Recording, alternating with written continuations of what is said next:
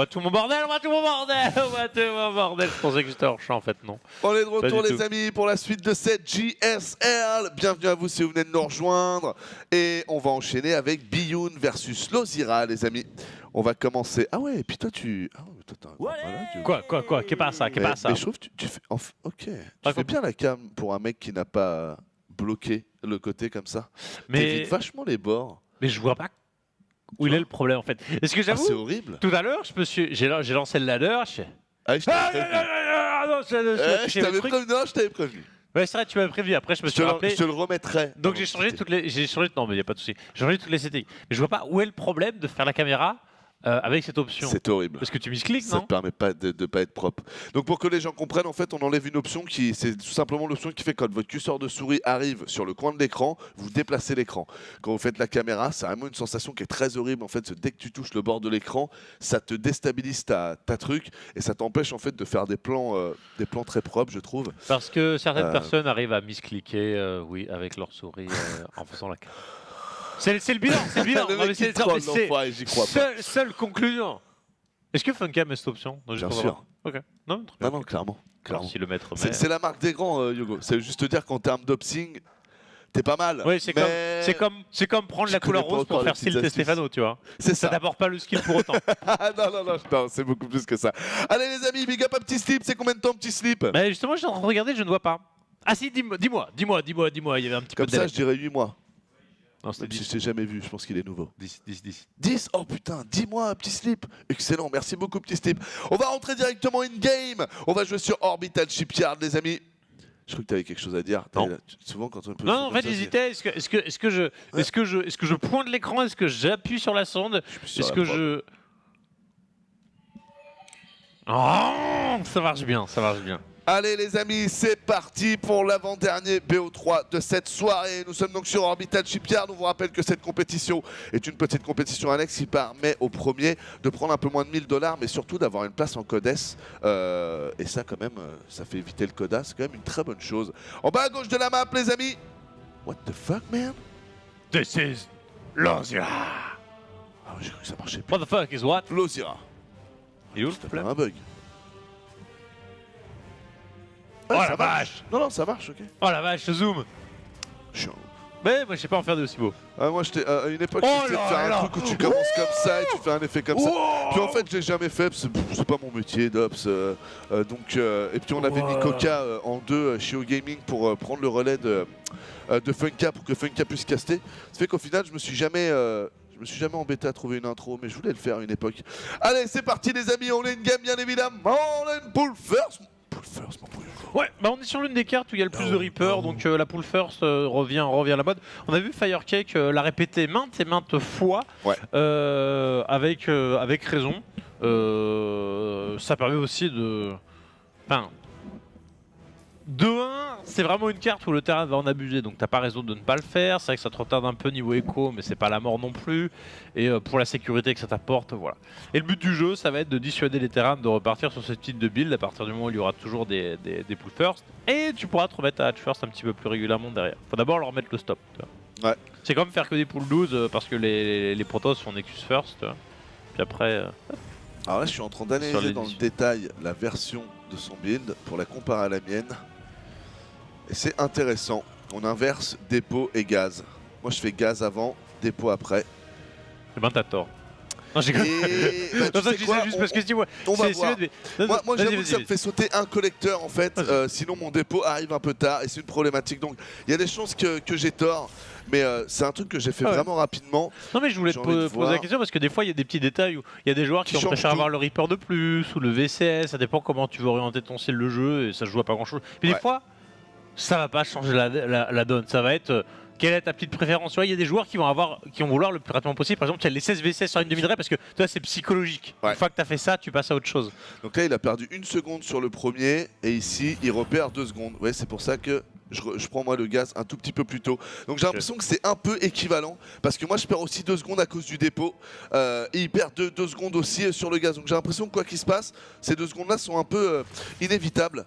Donc c'est intéressant. C'est parti, les 2 premiers Reapers en tout cas qui sont arrivés et qui vont commencer à mettre la pression. On devrait avoir un Bataroach qui aurait déjà dû partir. On n'a pas de Bataroach là. Il n'y a pas nécessité d'avoir le Bataroach avec, au vu du timing en fait d'arrivée du speed. Ouais. Mais ça te contraint toujours à être parfait sur ta première intervention. Voilà, ici il va les bloquer, normalement il a esquivé la mine, c'est cool.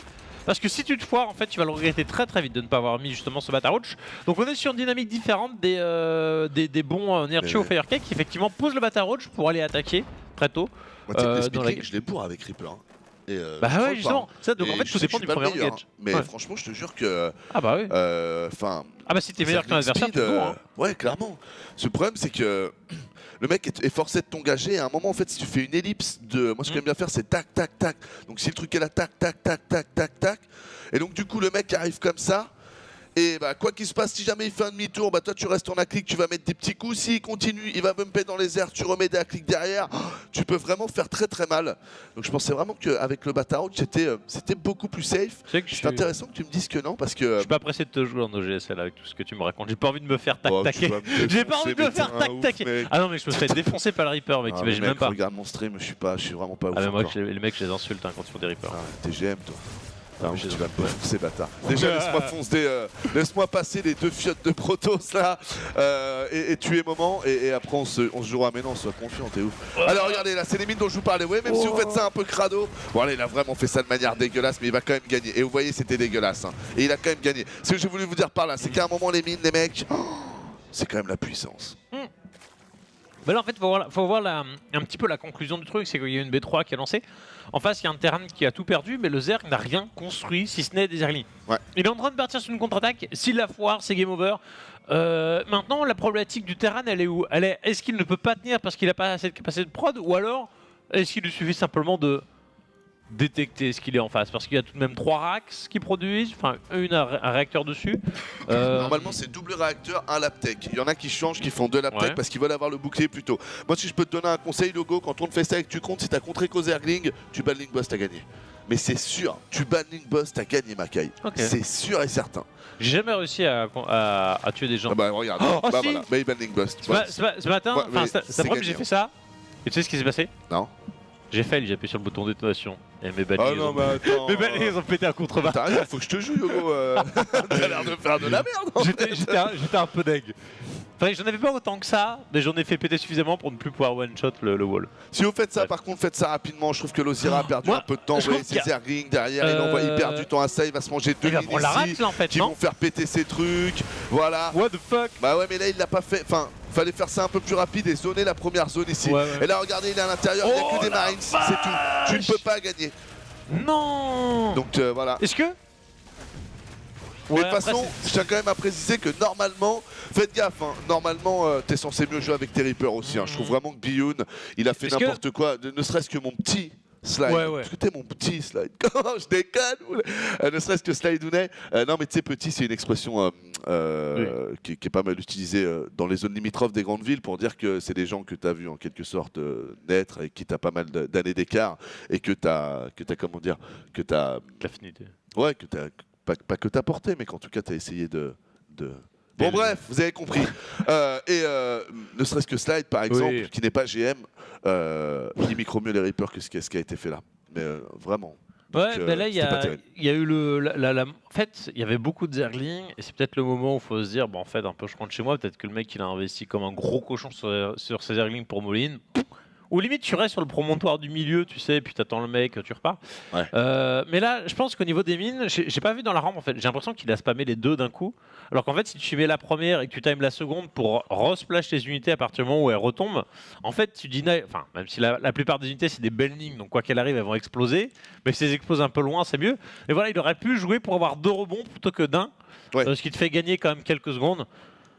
Là, ceci étant, il y avait quand même une marge de manœuvre qui était d'ailleurs, pour être un peu précis là-dessus, moi ce que je vous conseille vraiment, en gros quand vous avez... on est une game les amis, on va pouvoir rentrer directement à l'intérieur, la game 2 c'est Dust Tower. Ce que je vous conseille les amis quand vous commencez à avoir beaucoup de Reapers, le Reaper bump, donc faites attention. Imaginons que vous voulez envoyer 8 mines sur le même point. En fait, ce qui va se passer, si on pouvait ralentir le temps, c'est que vous allez avoir la première mine qui pète, les unités commencent un peu à être bump, la deuxième mine touche, la troisième mine touche, 4, 5, 6, 7, 8 ne touche pas, elle pète juste pour la déco. Donc si vous devez stacker 8 mines, c'est que vous les stackez ici. Et donc dans ce cas-là, les 8 mines vont péter et vont taper sur le bâtiment. Mais ne vous en servez que pour taper des spines ou des choses comme ça. Si vous êtes dans un contexte plus, les choses sont paquées devant vous et vous voulez les pumps, faites des sessions de 3 mines. Parce que de toute façon, si vous mettez plus de 3 mines, les mines derrière, encore une fois, ne vont pas faire de dégâts et ne vont pas impacter les choses parce qu'au bout de 3 éclats, même si vous spammez des choses, au bout de 3 éclats, ça fait ta et au troisième tas, l'unité est trop en l'air. Yep. Donc voilà, pas plus de 3 et quand vous commencez à avoir beaucoup de Reapers, c'est l'astuce de Papianos avant les fêtes. Le petit cadeau, voilà. Non mais c'est les stats qu'il faut savoir, hein. C'est au même titre que savoir combien il faut de billes pour one shot, un libérateur, un tank, un machin, un bidule. Savoir combien de billes il faut. C'est 3 pour libérateur et tank, c'est bien ça? J'ai toujours un doute en fait sur l'idée si c'est 3 ou 4, mais je crois que c'est 3. À chaque fois je me dis c'est loot. Ouais, si 3 x 6, 18, je crois que c'est 3 libé. Tank c'est bien 3, tu me confirmes? Je suis pas sûr du tank. Je crois que c'est presque 2 en fait, non? C'est 2 tanks? Ou alors c'est 3 mais le troisième il fait rien quoi. Putain, ce joueur GM de pacotille qui connaît pas ses non mais non, moi je ne fais pas ces unités de merde. Désolé, j'essaie de me respecter à faire du juggling balding. Ok, je gagne peu, mais j'essaie d'avoir de l'honneur. Ok. Putain, t'es GM et t'es un mec qui a de l'affection sur les unités. C'est un jeu de stratégie, poulet, tu prends ce qui marche. Moi, je me fait plaisir. Moi, je suis débuté encore. Yogo, il est comme tu ça. crois? Il est trop bon, ce Yogo. Putain, Yogo. Non, mais c'est pas loin d'être ça. Hein. Je suis plus là pour me faire plaisir que chercher à gagner. Donc, ouais, pareil. Bah, forcément. D'où le fait que je suis pas grand master, hein, parce que j'en ai les capacités, mais. Ferme ta gueule, alors. Allez, le Reaper qui va arriver, qui va scouter la B2. Quoique. Oh. Juste, il va voir. Oh la vache! Là, il y a une sorte de. Là, elle est en train d'accoucher, là. C'est ça. Et ce sera une fille, une queen. C'est vrai que les mâles sont mal représentés, quand même. Hein? Je sais qu'on a des féministes, des fois, sur le chat, là. Ouais. Mais où sont les... Ça n'existe pas, les masculistes? Ouais, je sais pas. Bon, tu diras, le monde est masculin, donc c'est normal. Mais là, pourquoi la femme, une queen? Et où est le roi? Where's the king? Yes. Where's the king? Ouais. Tu vois? Mais tu vois, chez les protos, ça veut ils ont rajouté l'unité femelle, du coup. Unité femelle, c'est l'adepte? Ouais, t'as raison. Ouais, l'adepte. En plus, avec des propos, nous sommes les premiers nés. T'as l'impression, le premier qui naît. Je suis le grand frère, tu fermes ta gueule. Ça se trouve, t'es con. Non, je suis né avant. Ok, d'accord, Proto. Ah là là là. 4 Zermling. Ça aime Yogo. Et ça, dis-toi bien que ça, en fricassé, avec une petite sauce béarnaise. Mais ça passe tranquille. Non mais t'as vu comment ils sont nerveux? C'est une sorte de cuisse de poulet de dingue. Et ça c'est de la bonne chair. Faut enlever les ailes, c'est ça qui est chiant, tu vois. Moi ce que je te conseille, Yogo, si tu croises un Zergling, c'est chope-le avant qu'il soit métabolique boost. C'est plus facile à préparer. Après ça fait un peu mouche les ailes, c'est pas ouf quoi. Bref. Les oracs sont des filles aussi. Les oracs sont des filles aussi. Excellent. C'est une boule. Les Medivacs sont des demoiselles en terrane. Après, il n'y a que des hommes qui fument le cigare ou la pipe. Ou qui se droguent. Un coup de. Puis la drogue bien dure, où tu te piques et tout. C'est bien dégueulasse. Trop dur, quoi. Ah ouais, l'américaine. Heureusement qu'il n'y a pas de. Enfin, je sais qu'il y a des gens qui sont touchés par ces drogues-là en France, mais c'est quand même une minorité comparé à certains pays. Et heureusement, c'est vraiment. C'est horrible. Attention ici, les deux petites queens qui vont aller protéger la petite rampe. On a un Reaper et un Tourmenteur. Ils sont tranquillement en train de discuter. Yep. Donc on est sur le build fast Mutalisk de la part de Lozirak. Ouah, le circuit, le perfect, mais qui était assez facile.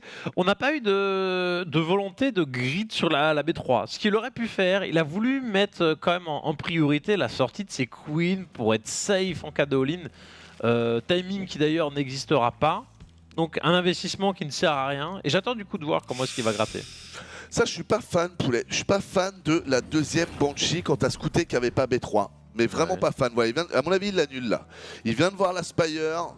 Ah, il l'annule pas. Ok, c'est un choix. C'est bon. Bah, c'est là où tu fais le boost Medivac à la place. Enfin, t'as peut-être envie de récupérer le réacteur sur le Sarport. Alors déjà là il vient de... Ah non, le cloak vient de se terminer. C'est exactement ça en fait. C'est que tu préfères récupérer les choses et puis plutôt péter un petit libérateur ou quelque chose comme ça. Mais c'est pas le cas, donc écoutez, pourquoi pas la première Banshee qui s'est fait décérébrer, enfin plutôt démanteler du coup, vu que c'est du mécanique. La deuxième Banshee qui va partir,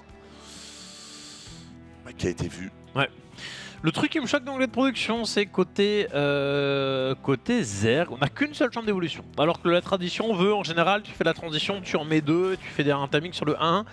Alors est-ce que le fait de n'avoir qu'une chambre d'évo ne va pas plus le mettre en version all-in, ou c'est parce qu'il veut gratter comment dire, un petit peu de bifton sur l'amélioration et peut-être voir plus rapidement un tier 3?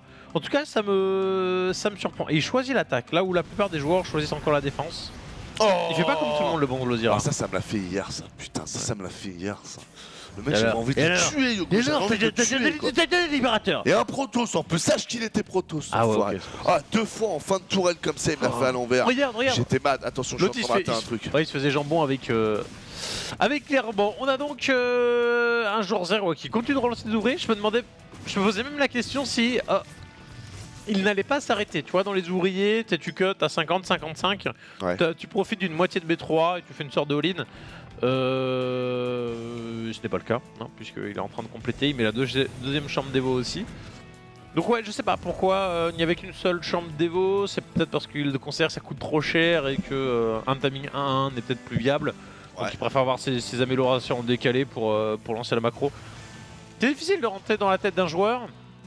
Quand tu le vois, c'est des mutas, voir est-ce que j'en fais plus ou pas, et maintenant il est sûr qu'il n'en fait pas plus, donc il se dit bon, je sais pas. Et c'est complètement. En fait c'est ça, il se laisse l'option, mais l'option elle est au détriment de la possibilité d'avoir un timing 1-1. C'est ça.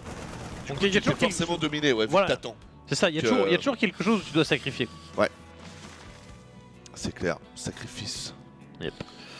Attention, les mutas ici qui continuent. C'est ouf quand même, pour les petites games de GSL, je tiens à préciser que je suis assez étonné du rythme des games. C'est-à-dire que je les trouve quand même assez posés. Comparé à la HSC, ça se tapait assez rapidement. Là, on est sur du format GSL. Bon, c'est quand même assez... Bon, je fais cette muta, je prends pas tout. Oh, il y a une tourelle, bon, j'arrête. Ouais, je vais pas voir le reste, non.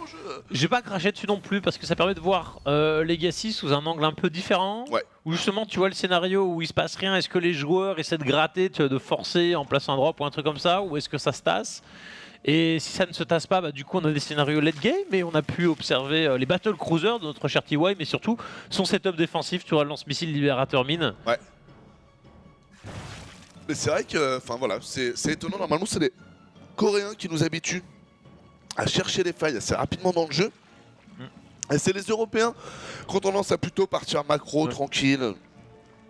Sous-entendu, ça y est, la session all-in est passée, on sait comment les contrer. Maintenant, on macro.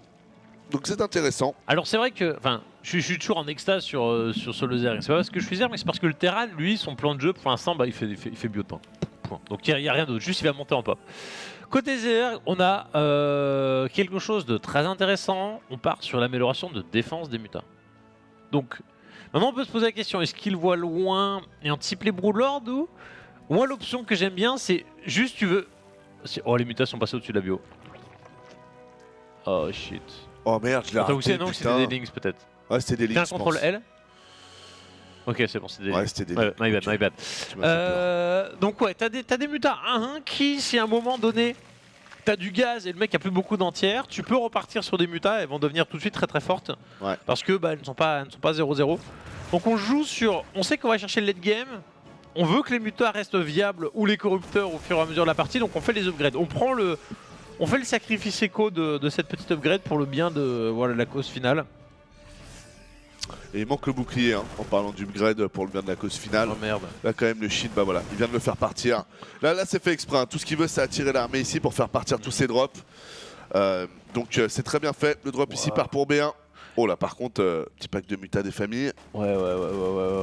Oh là là. Ah et là t'as beau avoir le... Il y a quand même un peu trop de marine. Ouais mais t'as vu, j'aime pas ça, l'animation banning sur les morts de mutas. Vraiment putain, faudrait prévenir Blizzard de là, je comprends pas ce qu'est leur délire.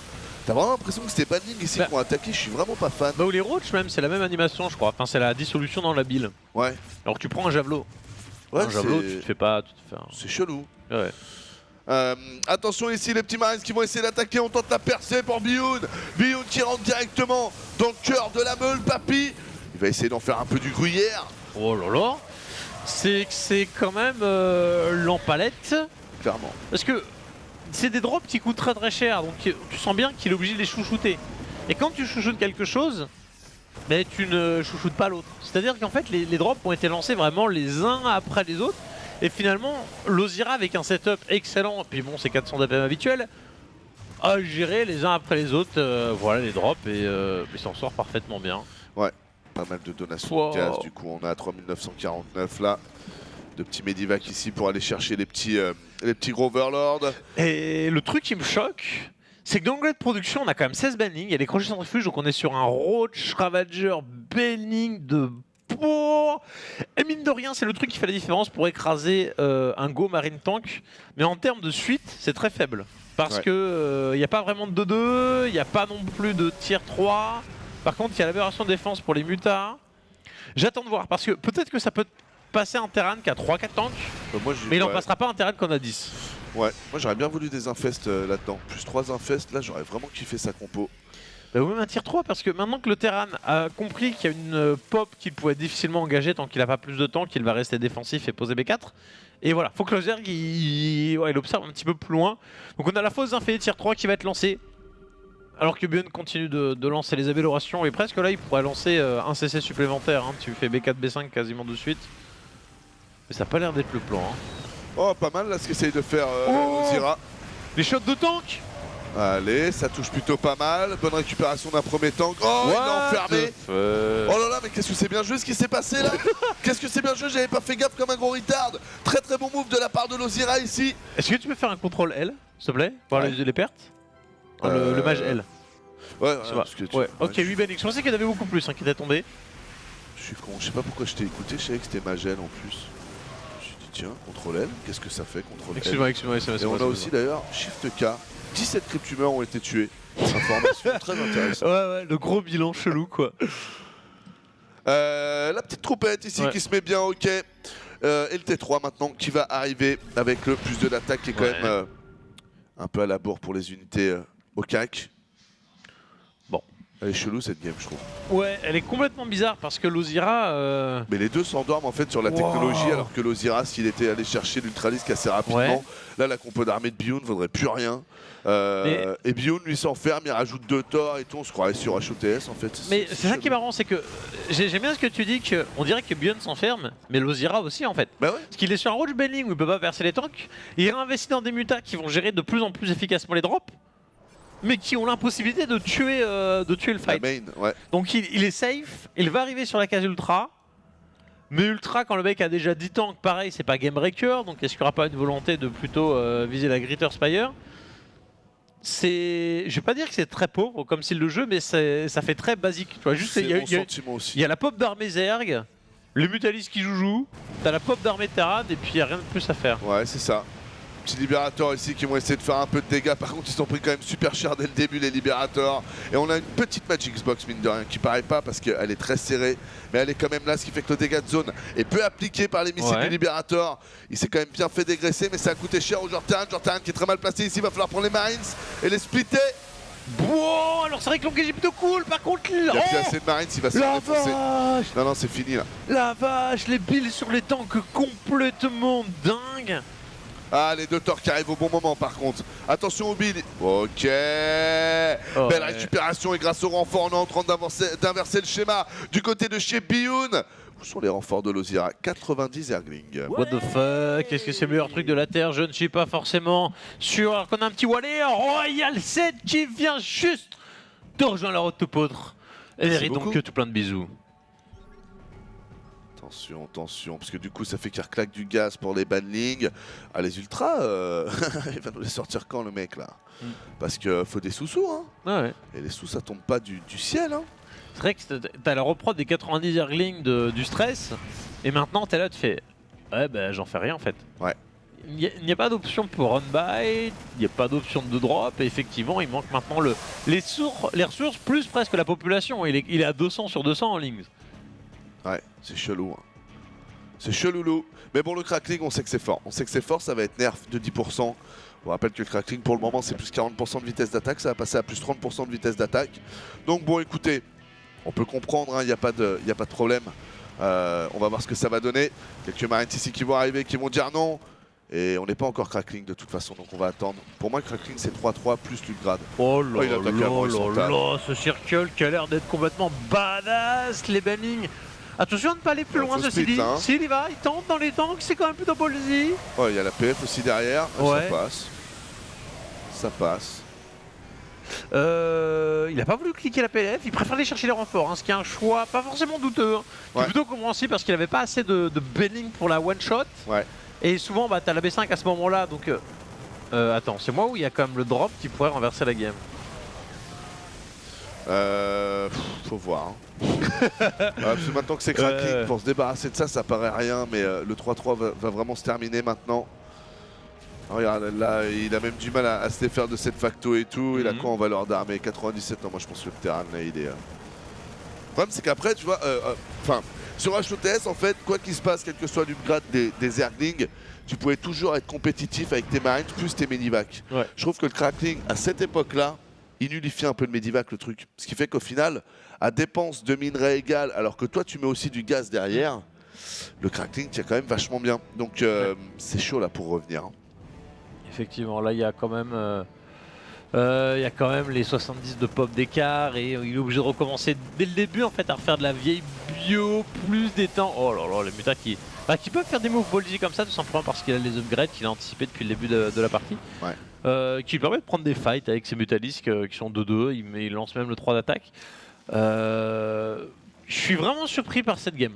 Honnêtement, au niveau du style, je vais pas dire que c'est la game la plus molle que j'avais vue en TVZ coréen. Mais c'est un peu de la merde, ouais. Mais pas loin. J'irai pas jusqu'à dire que c'est la merde. Alors c'est sûr, c'est pas excitant. Comparé à ce qu'on a d'habitude, évidemment, ouais, mon propos, et c'est pour pas, pour pas refaire un monologue, c'est à... J'ai dit 2-0 pour Lozira. Fleka TV.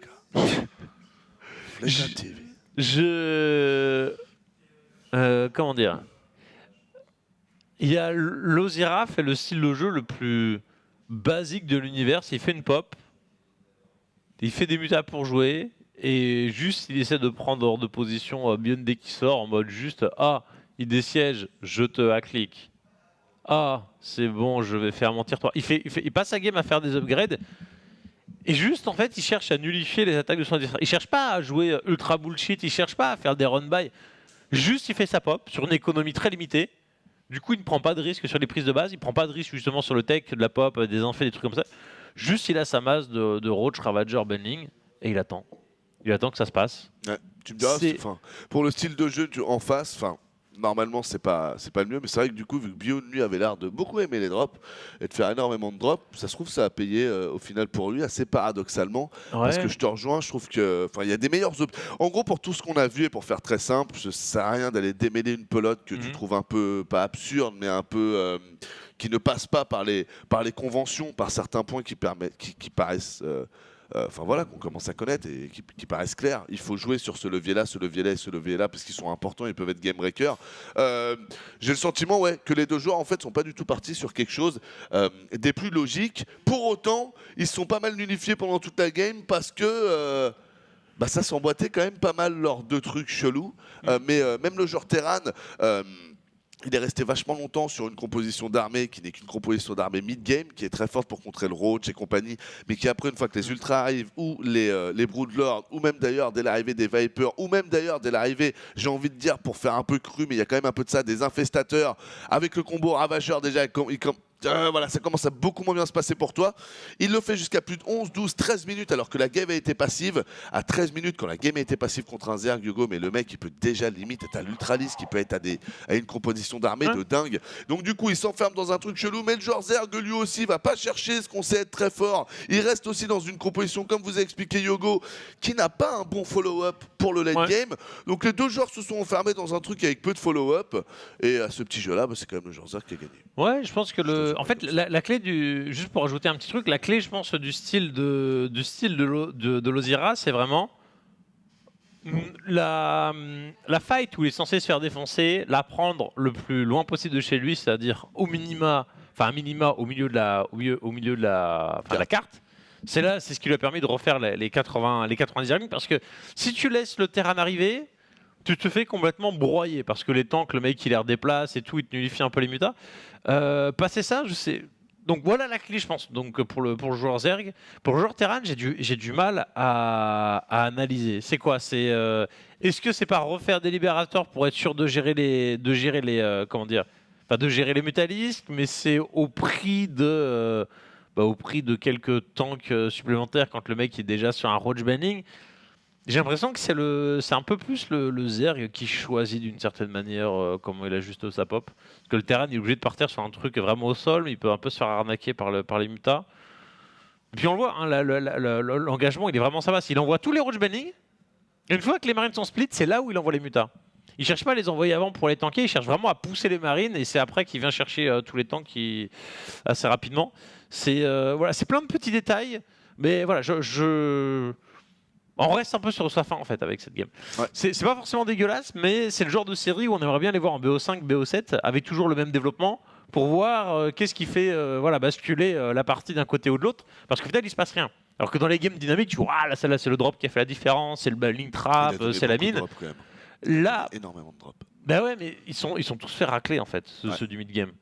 Ouais, c'est vachement. Donc voilà, bref. On va refaire une petite pause les amis, on va enchaîner avec le dernier match de la soirée qui sera donc Bunny versus Life. Life qui on vous rappelle a fini deuxième au qualifieur précédent. Yes. Il a perdu contre Hero 3-0, c'était ce qu'on vous avait casté hier. Donc bah là il essaye de reprendre sa place au collège discrètement sur ce qualifieur là. Petite pause les amis, on se retrouve tout de suite après, merci à vous d'être présents. Et à tout de suite.